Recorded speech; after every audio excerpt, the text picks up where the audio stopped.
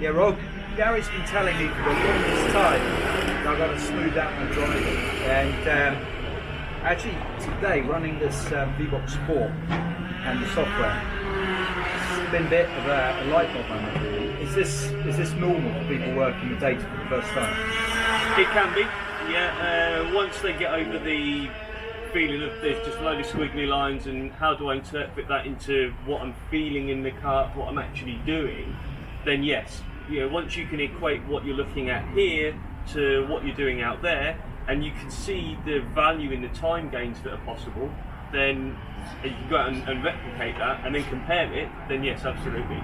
So Gary's track walked with me on many occasions, and you know what, the truth is I slip back. I mean, my big drawback, one of my many drawbacks, is that I slip back into doing what I know, and what I know is over-driving. I very quickly slip back into that. And if you take, for example, the S's, I mean, you demonstrated to me using the VBOX that I'm losing 2/10 just by physically covering too much ground. Yeah, absolutely. I mean, we could see it through the lines that were drawn through that part, and also through the channel. We could see how many meters travelled you had completed, and what that equated to in terms of the time loss was about 3/10. You went out, you modified that, and yeah, we could see the gains. Where I think you're really going to benefit is in the Porsche, where you've got the camera system as well, and you can line up that image with the squiggly lines. Yeah. Once you've fully got to grips with this and interpreting it yourself, you're not going to need us. You're going to be able to do this yourself. That remains to be seen. For the moment, I'm glad you're here, but and John as well. But the reality here is, I could have driven around for 1,000 laps in 10. And I'm not bright enough to work it out. That was in the area where I was losing time. You know, if you ask me, I know the obvious areas where I'm driving, you know, brake too late, I turn in too brutally, as we can see when we look at the onboard footage. But distance covering, no.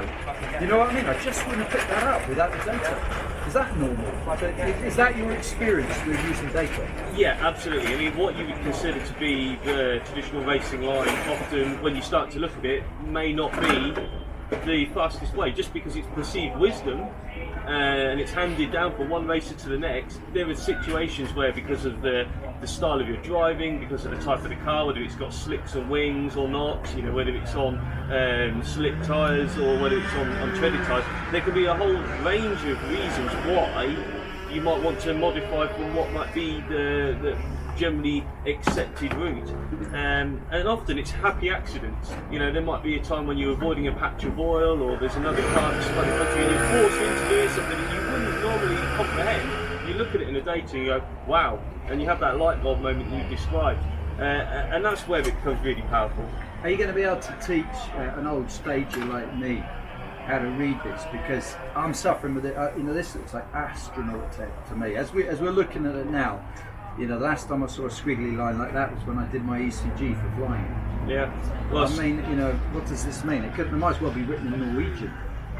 Well, the guys that write it back at headquarters are, yeah, hats off to them. They're very clever. They don't get out a lot, no. Fortunately, I do.